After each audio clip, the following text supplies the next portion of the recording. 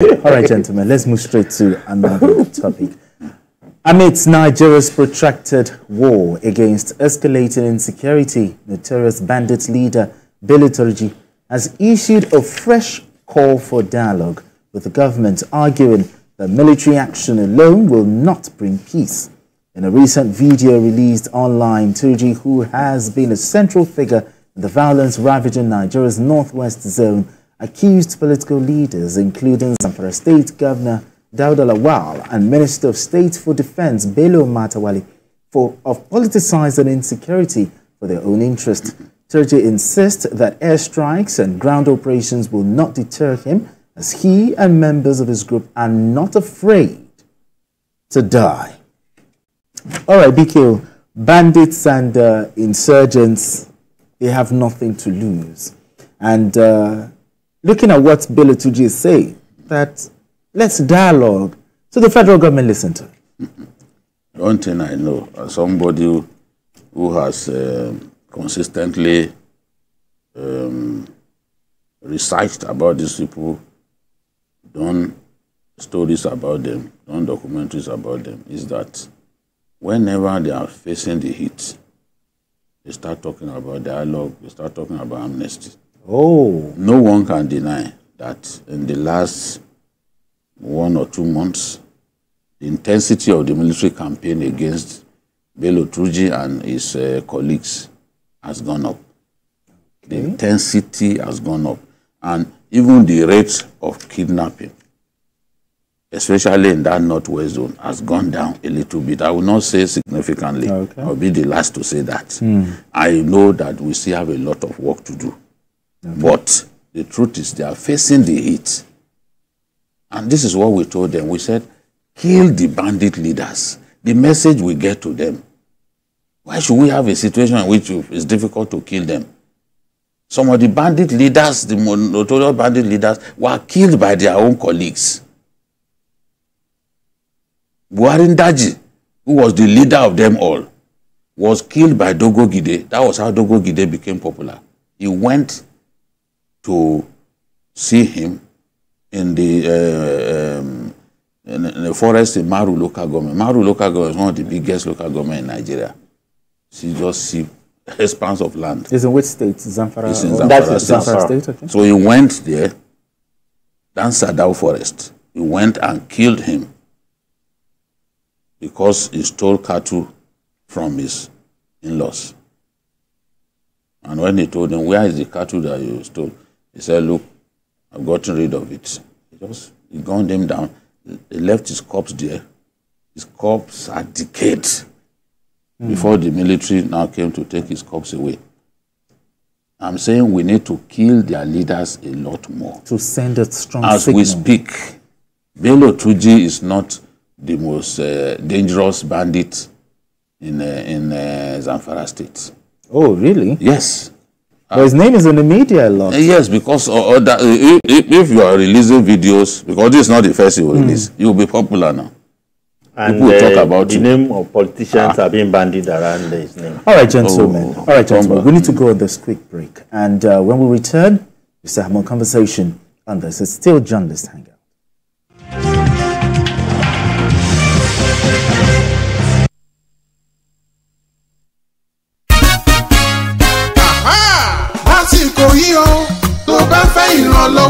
Ìrànlọ́wọ́ ń bọ̀ wá o. Ìrànlọ́wọ́ nítorí Sanwó-Olú ń ṣiṣẹ́.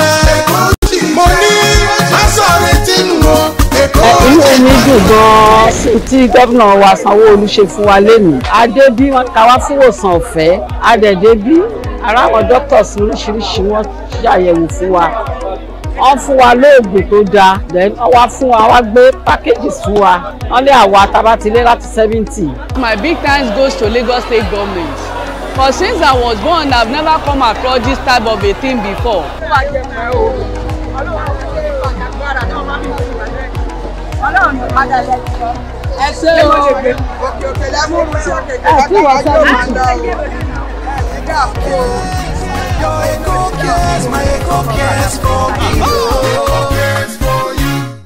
Quality, 1,000 light up your life.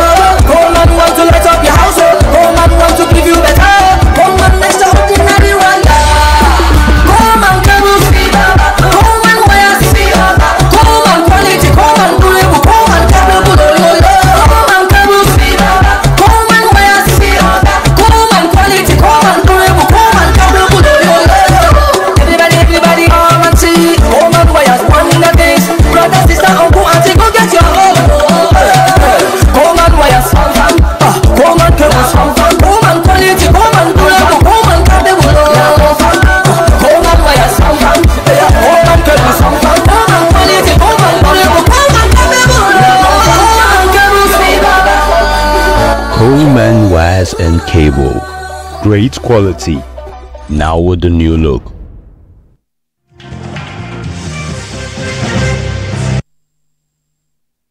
All right, if you just joined us, it is still Journalist Hangout. I still have Adekunle Yusuf and BKO right here. All right, Adekunle, still talking about the issue of insecurity. Senator Ali Ndume, he gave a suggestion. Okay, he suggested that the government should hire mercenaries in the fight against the otherwise called military contractors in the fight against banditry and insurgents. Do you agree with him? And another thing, has it ever worked? Bringing mercenaries, boots on ground, you know, has it really worked in other countries? I don't see anything that is bad in that idea. It's something we have done before. Are you saying our military cannot do it alone? No, it's not a sign that our military cannot do the job. No. In fact, this is an overstressed military. Every flashpoint military is getting all, you know, virtually all the states of the we talked about that yesterday. Virtually all the states. I think the other day, who was briefing, I think it was only one state where you don't have military, you know. So you can even take some pressure off the military. This is something we've done before. They should ask from, you know, former President Jonathan. It was done under him, and it worked. It worked back then. And it's not a bad idea, and it is never a slight on our military. No. The military has tried for our country, and they can still do more, but it is just to complement, you know, the heroic, you know, efforts of the Nigerian military, not to, you know, why other, you know, big countries doing this? Because it's not just any arrangement. It is a formal contract, and those who do it, the rules of engagement, get the job done. Don't you believe it's something that can work? Coming from, do you know how many years Ali Ndume has opened up? But another thing is, when you bring in these mercenaries, the amount in securing their services, if we take that amount and give to our military, don't you think they can actually do more? When you want to win the war, you are talking about the amount you want to. We should look at money too. Do you know the cost of not winning, you know, the war against, you know, against insurgents? Do you know what is costing us in terms of in our economy? People are able to go to their farms, the destruction, the everything that is taking place, and don't rule out the fact that even though we credit the military, you still have some people that are sympathetic. All right, Adekunle, I apologize. We have Isiaka calling from Kebbi State. Isiaka, good evening. Let's have this conversation. Good evening. Good evening, Isiaka. Let's talk. Good evening, BKO and the other senior colleague over there. Good evening, sir. Yes, I would like to make contributions on the economy, sir, especially the agriculture. At so many points, you can say different diversification about our economy, saying that we are going to diversify in agriculture, especially. You can remember in the 1966 agricultural green revolution, all the interventions in agriculture. But if you look at it, the leadership at the subnational level are not being sincere about this diversification. This rice we are seeing, most of it is imported. As far as Burkina Faso, Mali, Ghana, Benin. And they will be saying, all right, thank you. We have rice in. All right, thank you, Isiaka. Thank you very much. BK, let me have your point on that one. Bring in mercenaries, the suggestion by Senator Ali Ndume. Do you agree with him? In 2013, 2014, up to 2015, when we used them, they delivered the result for us. Brought in mercenaries from South Africa. We call them mercenaries. That's not what they are called elsewhere. They are called military contractors. America used a lot of them in Iraq. They used a lot of them in Iraq. A lot of the people who died in Iraq were actually contractors. Yes, military contractors. They have everything. They have equipment. They have radar. They brought their equipment. And they got the job done. thanks also to the Chadian forces, we were able to overrun these guys because the Chadians were given their own area where they will operate. You know, they didn't allow them to move too deep into Nigeria. You know, they stayed in the border areas, and we achieved a lot. Then President Buhari came and said, "How had the mighty fallen?" He felt embarrassed that that we resorted to help from other sources, but he couldn't win the war. It's on record that despite being a retired soldier, an infantry officer, he didn't win the war. If he had won the war, we won't be talking about it today. In fact, things got bad. Things got worse under him. So this is the thing. Let's go back to Turji because the story is really about Turji, not Aliundume. People like Turji always mislead people in government. Matawale, when he was governor, was misled to agree to amnesty. Okay. Yes. The guy who spearheaded the kidnap of government science secondary school Kankara students, Daudawa, was from Zamfara. He said he was prepared to stop killing people. He was prepared to give up. Then government said, okay, no problem. They gave him a house in Damba. Damba is just not far from Gusau, the state capital. People living in the area abandoned their homes after government gave him a place there to stay. Daudawa eventually went back to the forest. Yes, and one of his rivals killed him.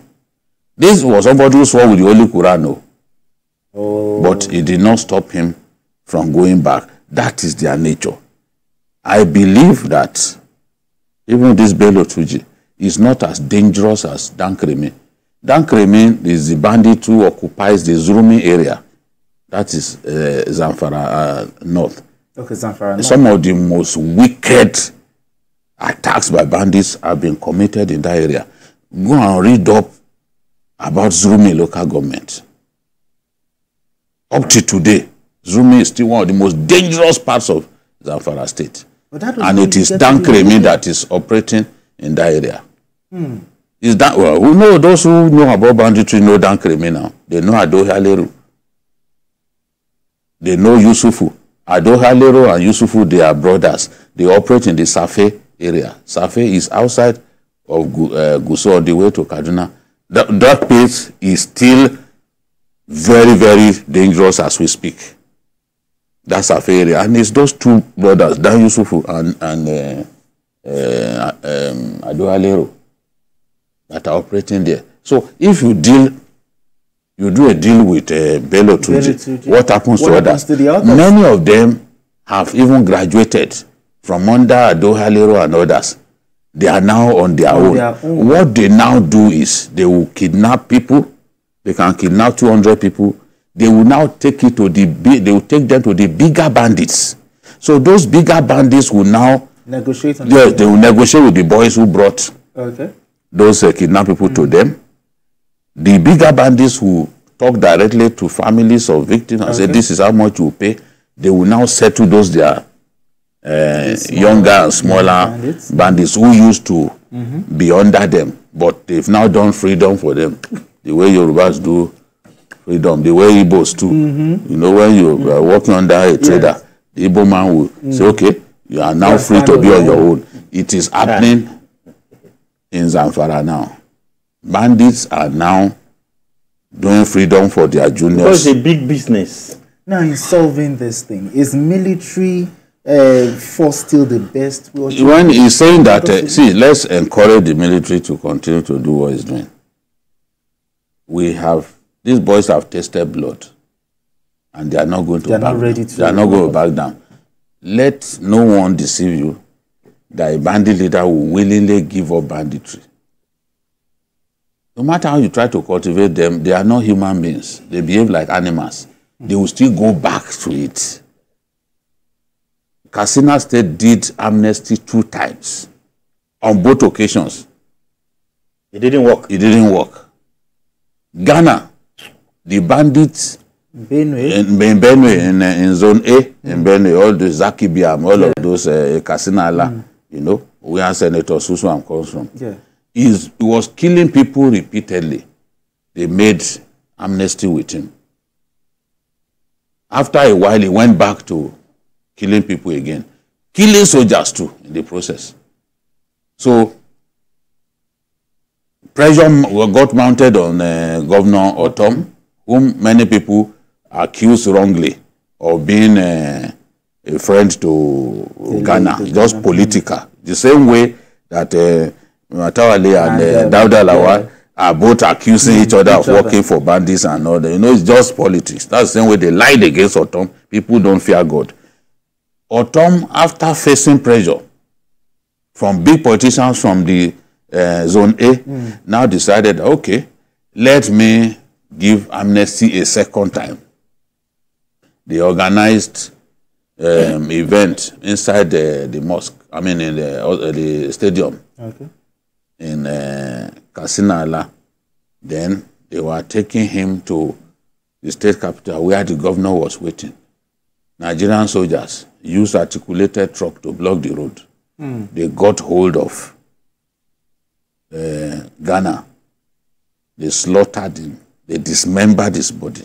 Because he had killed a lot of them. We are not saying that it is good for the military to engage in extrajudicial killing.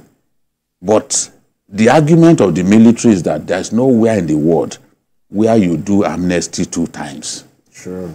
Have you ever had where amnesty was given? Because what is the point? They give you, you run away, you go back to killing people.